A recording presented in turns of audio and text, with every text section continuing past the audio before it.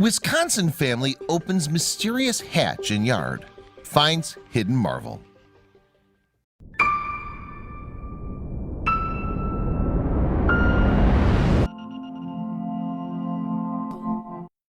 But before we start, please make sure to subscribe and hit the bell so you never miss an upload from us. Also, leave a like right now.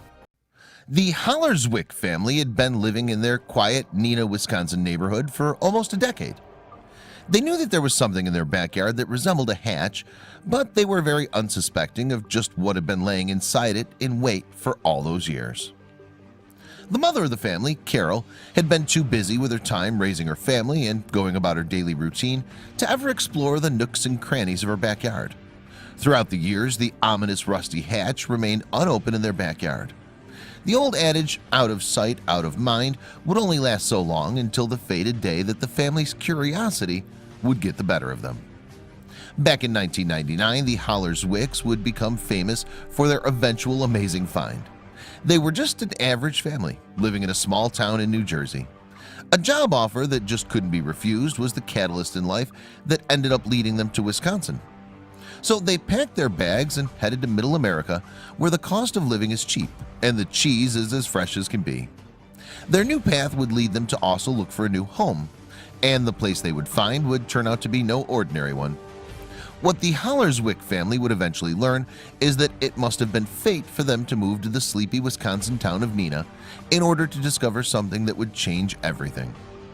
Despite Neenah being rather insignificant, the Hollar-Zwicks were about to find a property that would be very significant indeed. The city of Neenah, Wisconsin has only about 26,000 residents and is located just south of Appleton. The name Neenah was given to the city by Governor James Duane Doty, the name itself meaning water or running water in a local Native American language.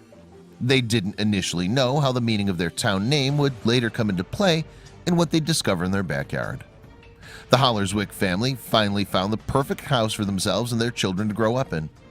A picturesque residence was located in a sleepy neighborhood in Neenah and boasted a rather spacious backyard, a must for many who have young children. However, in that backyard there was a secret. The family was notified that something was there before they moved in, but at the time they took little note of it. That mysterious item was a hatch, something that resembled a storm cellar. But just what was inside the hatch? What secrets did it hold? It was a question that came up in the Hollar-Zwick household, but one that they wouldn't explore themselves until much later. Carol bought her Neenah home along with her husband Ken, and together they raised a beautiful family with 3 children. As the years passed by, the old rusted hatch in the backyard became overrun with brush, hiding it from sight. Out of sight, out of mind. For some reason, they never even thought once that they should remove the brush that was growing over the old hatch and try to pry it open. But somewhere, somehow, it was always in the back of their minds, lingering. They didn't know it then, but the time to open it was finally approaching. It took the Hollar-Zwick family about a decade, but the time had finally come. They were working in the backyard when they decided that the time had come for them to clean up the brush that had grown so rampant over the years. And as they removed the overgrowth, the hatch became exposed. It sat there almost mockingly, just waiting for someone to try and open it. The brush had eerily grown over the rusted hatch as if it were protecting a secret, or trying to stop the family from attempting to open it. Perhaps what lay beneath the surface was something that should never be opened, but only time would tell what exactly the hatch contained. When the Hollar-Zwicks moved into their quaint home, they went about their business of living their lives. After all, they figured they had no use for whatever was inside the hatch. The area they lived in rarely had tornadoes, but it wasn't as if they needed to use the underground space as a tornado shelter. The space, as they would come to find out, wasn't a tornado shelter at all, but something much more ominous. At least ominous given its intended purpose. But just what would they find after they managed to open the old rusted metal hatch and peer down into the unknown abyss below their backyard? You're probably thinking, how could we let it sit there so long? Carol Hollar-Zwick later admitted in an interview with the Milwaukee Journal-Sentinel after her family's discovery gained media attention. Well, we assumed it was empty. But in fact, that wasn't true at all, as they were about to find out. In fact, the hatch contained something of a time portal to the past. The Hollar-Zwicks knew that there was room down below their backyard, but could never have imagined what they were about to find on their very own property. And it certainly was never used as a tornado shelter, but something far more ominous from a different time period. The realtor who had sold the Hollar-Zwick family the house had explained before they purchased it that there was an underground room below the backyard hatch, but the family for some reason had never taken the time to explore the dark depths of the hatch. It would take a decade, however, for them to find out just what exactly that mysterious underground space contained. Having initially imagined the hatch led to an empty, unassuming area, they would soon be shocked to find that it was something much larger than they could have even imagined. Finally, with all the greenery and brush cleared off the hatch, they were able to get to the door and try to pry it open. After a few attempts, the rusted door creaked open. Peering into the darkness below them, they could tell that the room had been flooded with water. So the Hollar-Zwicks decided to explore further, and that would mean pumping the water out of the underground chamber. So they lugged hoses over and began the laborious feat of draining all the water, not knowing what the source of it was. After the water had been completely pumped out, they found themselves in a small underground space, but the room wasn't empty. Once inside the shelter, it was quite easy to see that it was never meant to be a simple storm shelter or a hiding place for something dubious. In fact, the underground space was constructed as a fallout shelter. A fallout shelter is an enclosed space designed to protect people from radioactive debris, also known as fallout from a nuclear explosion. The shelter itself was designed to minimize exposure to dangerous radioactive debris until radiation levels decayed and would be safe to emerge at the surface. But just who had built such an intricate fallout shelter and why? Those questions were actually easy to answer. The answer to who built the fallout shelter was an easy one because there had only been one other owner of the house prior to the Hollar-Zwicks moving in. The house had been built back in 1951 and was initially owned by a physician by the name of Frank Panch. According to municipal records, Panch started construction on the fallout shelter in his backyard in the year 1960, just about a decade after the home was built. But just why had Panch decided to build such a structure in his backyard in the small, quiet town of Neenah, Wisconsin? The answer lies in history. Back in the 1960s, the Cold War was at its peak, and Panch was a very cautious man. He knew that things could get very ugly very fast between the United States and the Soviet Union, and his precautionary attitude was all the more understanding given events that unfolded during his time at the house. Not long after he finished building the shelter in 1960, the Cuban Missile Crisis would erupt. Both superpowers were on the brink of war, and the biggest fear among the American people was that the USSR would use their nuclear arsenal against the American mainland.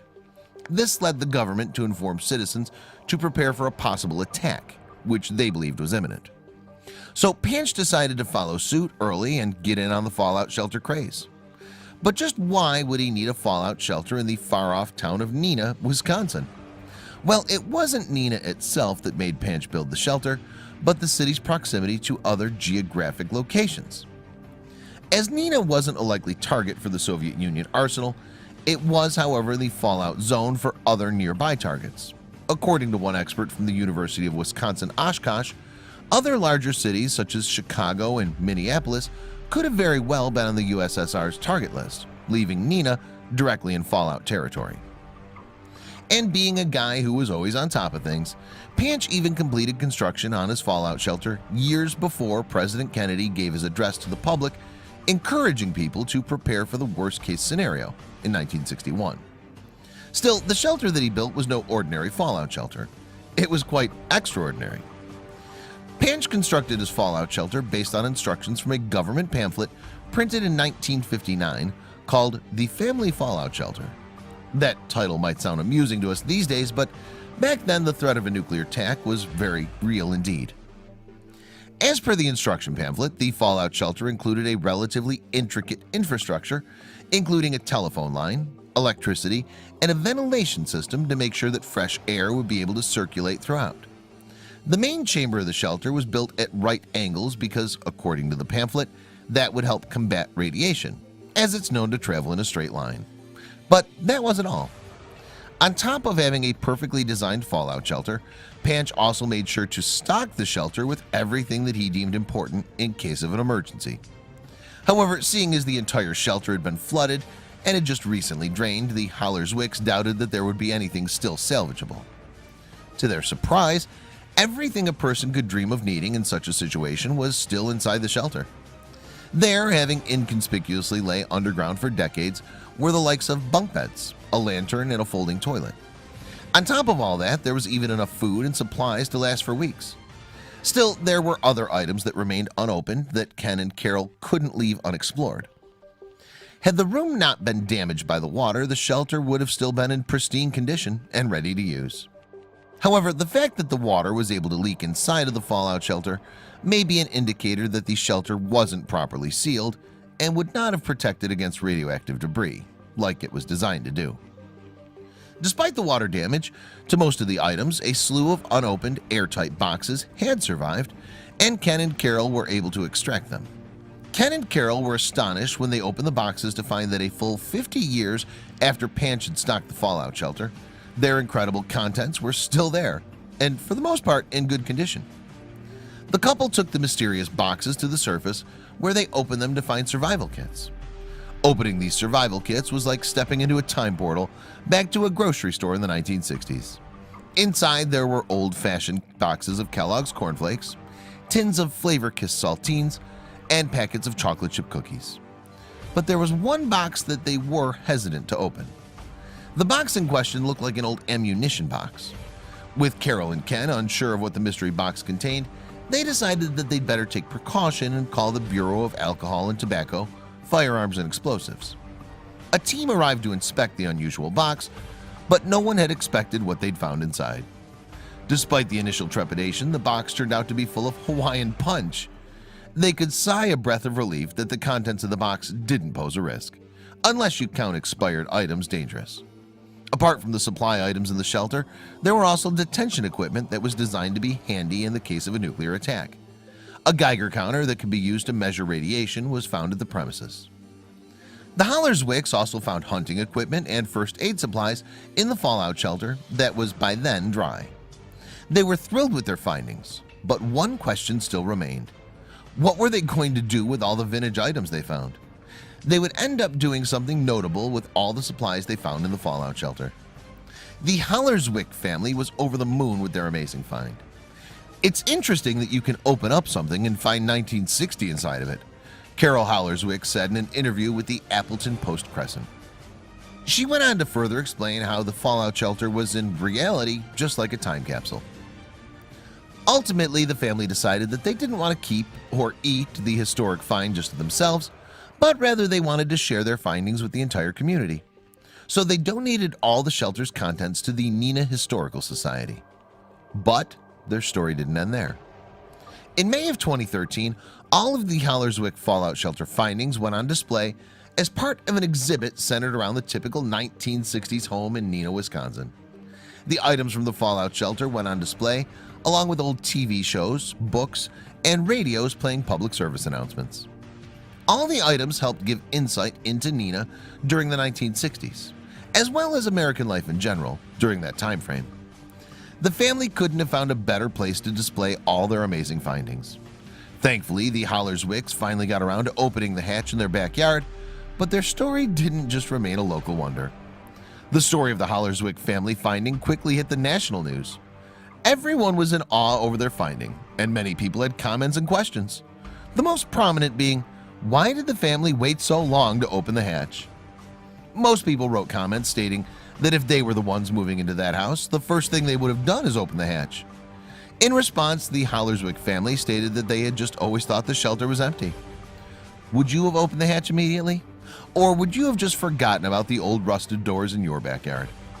It might surprise you to hear that it isn't just Cold War era shelters that have been found recently, but fallout shelters in general are turning up more and more these days. Some companies are even creating doomsday shelters and selling the spaces off to willing buyers. It's an investment in life. I want to make sure I have a place I can take me and my family if the worst case scenario were to happen, one customer of such a fallout shelter said. We know there are going to be major earthquakes someday on the West Coast. We know a hurricane's going to hit Florida, the Gulf Coast, the East Coast, the manufacturing company said. We support reasonable preparedness. If you enjoyed this story, please share it with your friends and family below.